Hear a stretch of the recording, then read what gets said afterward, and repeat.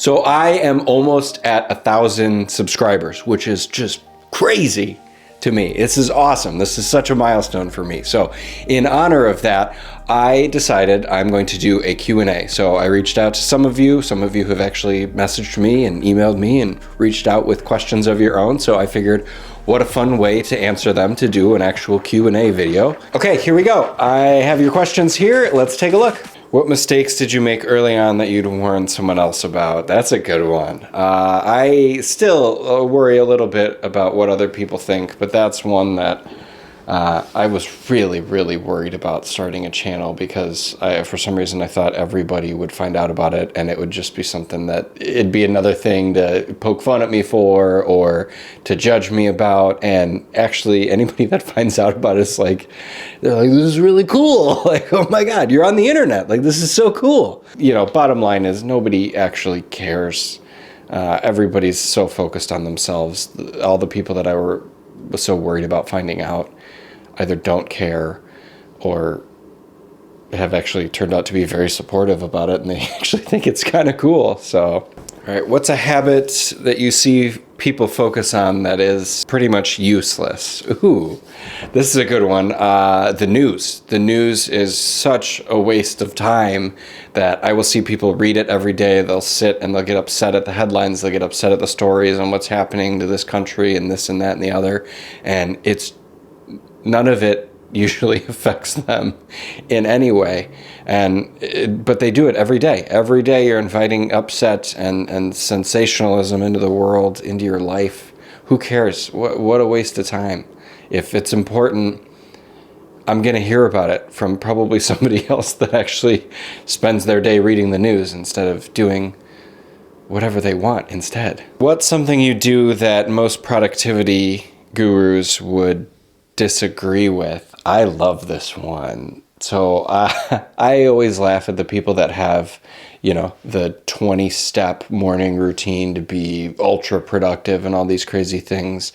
And it's the opposite. The people that get the most stuff done, they don't waste their time on, this crazy routine in the morning where they're doing 50 things. The most productive and successful people I know, they wake up, they do whatever they need to do at home real quick, get their kids off to school or whatever, and make some coffee and just start working. They know how to just get started, and they cut out all the fluff. What's something you're trying to be better at outside of work? This is a tough one. I feel like I am always working on something. So if I'm at work, I'm working on work. If I come home, I'm working on YouTube, or I'm working on the business, or I'm working on finding another source of income. Like, I constantly have a thing. So for me, the struggle is not being outside of work, but it's just not working in general. Just being able to switch it off and take time off. Even today is a day off. And what did I do instead? I decided to film a YouTube video. But I enjoy this. I have fun with this. So I don't see this as like work. It's all fun to me. I wouldn't do something if I didn't enjoy it. And I enjoy this. How do you have time for everything? I don't have time for everything. I consistently run out of time. I have more things. Just like everybody, I have way more things that I want to do in life and in a day than I have time for.